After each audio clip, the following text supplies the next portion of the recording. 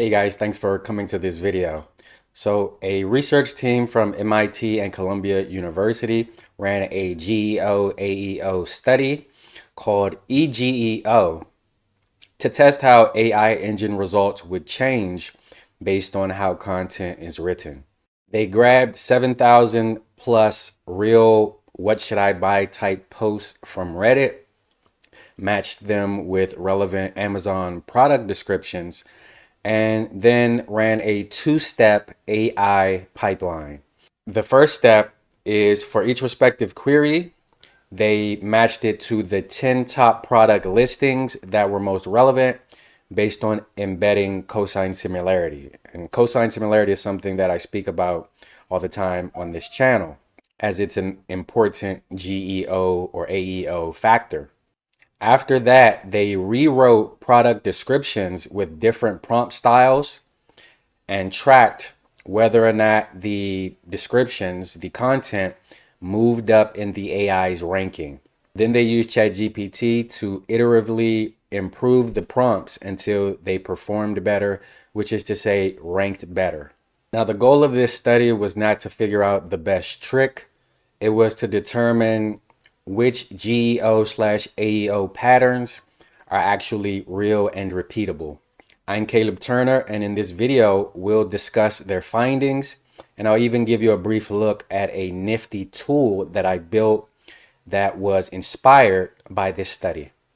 Now, as you can see, this study is recent, and as I stated, the study was done by researchers from MIT as well as Columbia University, and is the only study of its kind.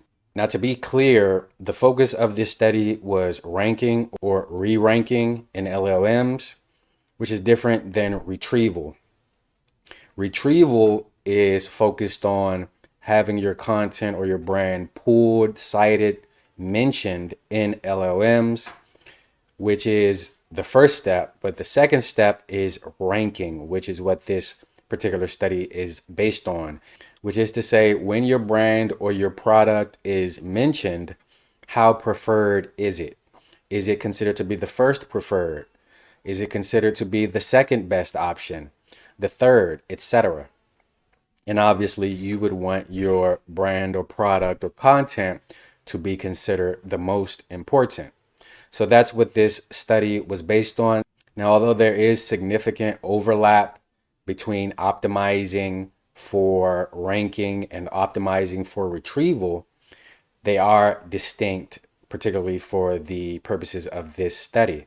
And this study was inspired by genetic Pareto principles, which is a prompt optimization method where essentially an LLM runs trials, and then based on the results of those trials, it optimizes prompts to improve results in LLMs or AI engines. They used this particular subreddit, Buy It for Life, to identify the queries that they wanted to use, and then they matched each respective query to the 10 most relevant Amazon product listings that they could find based on, again, cosine similarity, which is a semantic relevance factor that I speak about a lot on this channel.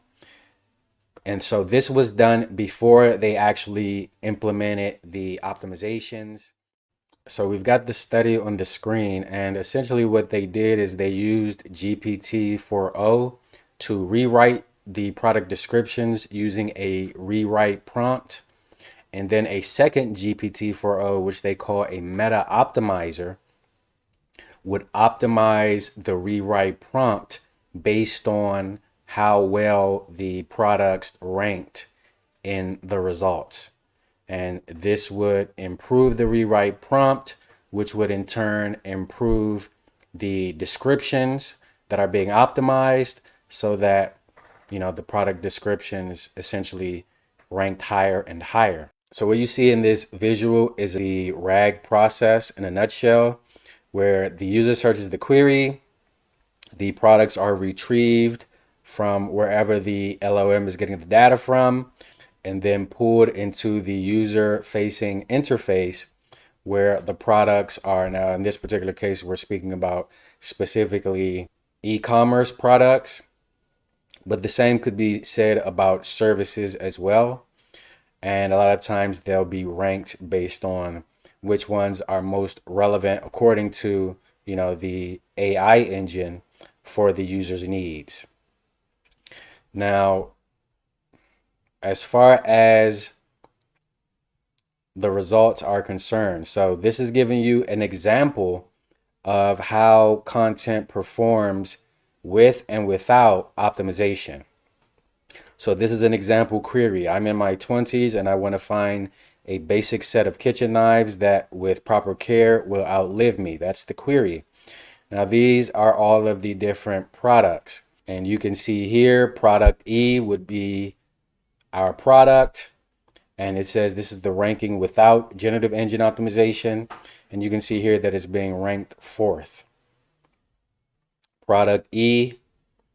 And what is the description? Knife set for kitchen. That's the description of the product. But when it's actually optimized, it's showing you here, premium durable knife set with minimal upkeep needed, which is a more direct and accurate description to fit the needs of the person doing this long tail query. Do you understand? And so with the optimization, product E, as it's showing here, should show up number one.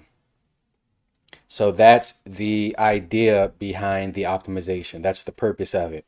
As it says here, the GEO process, a GEO module rewrites product descriptions to enhance placement in generative engine rankings. Now, what they're showing here is the essential difference. As it says here, existing e-commerce retrieval data sets primarily contain short keyword queries, whereas our eGEO dataset consists of rich, context-heavy natural language requests that better reflect real interactions with shopping agents. So these are some of the short tail queries that are in existing product data sets, as it's showing you. And these are the types of queries that they used. Long tail descriptive queries that more so fit how people actually speak to AI engines. It's more conversational. They're going into more details about what they specifically want. And that's a large difference from the short keywords that people, have been known to stuff and to think are so important when it comes to traditional old school SEO. They tested different heuristics. And for those who don't know, heuristics are basically tips and tricks that allegedly are helpful for products and content to show up more in AI results. So you can see here, these are the prompts and these are the descriptions. So authoritative, make the content authoritative, make it advertisement style, make it clickable, make it persuasive and compelling, highlight unique advantages, etc. Now, out of all of these, the ones that did the best initially, and when I say initially, I'm referring to before the actual optimizations, were the highlighting unique advantages, as well as emphasizing product quality. So those two did show some promise. However, after optimization, everything went up, right? And what is the optimization? What I already explained to you, the process that they went through with the GPTs, right? Where they use the LLM itself to optimize the content to make it rank higher in the results. So in other words, most of these heuristics they found, as you can see here, in some cases even hurt the content, right? Like storytelling, for example, write a creative short story. Because as it explains here, it says all initial prompts except storytelling enforce factual preservation. After optimization, 12 of 15 prompts retain this constraint, suggesting that the optimizer reliably identifies factuality as a beneficial property. And that's something that I've spoken about a lot on this channel as well, how you want to make sure you have factual data, preferably also statistics, and even linking out to reputable sources. All of that helps with your factuality. Now, these are features that they found to be important. They found emphasizing the goal of achieving a higher rank, anticipating and aligning with user intent, etc., etc. They found all of these to be important, and I believe that user intent and the unique selling point, along with the factuality, as it says here, serve to be the most important according to this study. I also love the easily scannable, right? So when we go down here, the group on the right are those that were optimized. The group on the left are those that were not optimized, right? So on the left, you have those initial heuristics that were used, right? As I mentioned, the tips and tricks that allegedly are supposed to help the content to show up. And on the right, you have those that were actually optimized.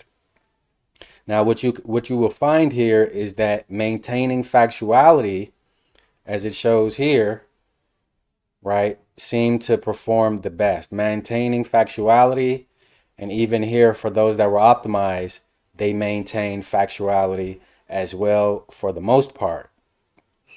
So maintaining factuality along with user intent, as you can see here for those that were optimized, and unique selling point, again, as you see here for those that were optimized, seem to do the best overall. Competitiveness also seemed to be very important, right? It says optimized prompts consistently incorporate key features such as ranking emphasis, user intent alignment, competitiveness, external evidence, again, something I speak about a lot, linking out to reputable sources via contextual links, and also having facts, data, and statistics in your content. It says suggest a, look at this, universally effective rewriting strategy. And that's what they're looking for in this study, a universally effective strategy, not some one-off weird trick. It says here, beyond performance gains, we identify stable rewriting patterns that generalize across products and query types, suggesting that effective GEO is governed by transferable structural principles rather than ad hoc prompt engineering. Now, based on principles and concepts from the study, I've created my own GPT re-ranking process. So what you're seeing here is the back end of the process. Now, when I paste in this data, now obviously this GPT has training information, so it knows what to do with this. It says the question. So here is the query, right? Here is the audience, DC area business owners, homeowners looking to potentially purchase cleaning services. Again, the query is how much does carpet cleaning cost in Northern Virginia? And then we have different chunks of content. Now, where does all of this content come from? This comes from my other GPT, right? Which I trained to give me this data. And it's pulling this data from Google. It's actually pulling this data from the web pages that are ranking best in Google. So you see chunk 1, chunk 2, you see all of these different chunks of content answering that particular query, right? And so now I search this, and then what it's going to do is it's going to rank which of these chunks better answers the question. And then after it provides the one that answers the question best and is most likely to be pulled by AI engines, once it pulls that chunk of text, what it's going to do with that chunk of text is create 2 other versions of that chunk of text so that it can choose from all 3 versions which one is actually the most optimized. So I'll show you that here. So you can see here the ranking. It says chunk 1 was the best and chunk 5 was the second best ranked. And it explains why here chunk 1 is the best. It says it directly answers the cost question with clear local price ranges, etc., etc. It explains why chunk 5 was the second best, why chunk 2 was the third best, etc. So now it's going to take chunk one, which is the winner, and it's going to write it again based on the instructions that I've given it in an answer block, and it's going to write it in a scannable way as well. So now I have three options to choose from. I can choose the scannable option, which is here. I can choose the answer block, which is here, or I can choose the original chunk one, which is up here, right? So it's going to tell me which of those three is the best. And here it says re-rank check, version B scannable. And that's what we would figure, right? The scannable version. In fact, even in the study we just went over, being scannable was considered to be one of the important factors in optimization. So the scannable version is the best, and it explains why. Most extractable for AI answers, clear headings, tight bullets, easy to quote, the exact ranges. So it has all of the data that it's supposed to have, plus it's scannable, plus it ranks best even among the three versions that were pulled from the chunk of text that actually ranked best from all of the original options that I had, right?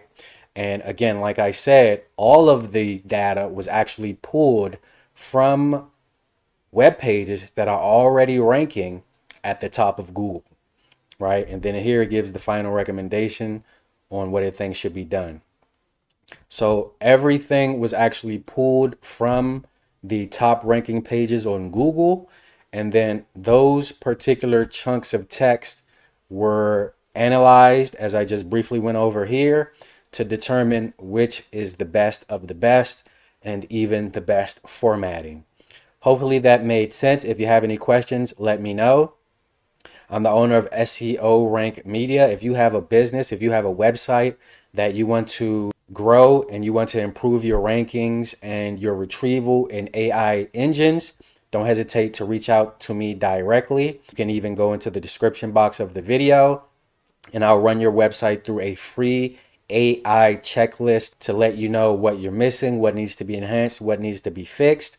And you can go fix it yourself, or we can come in and do it for you. All right, take care.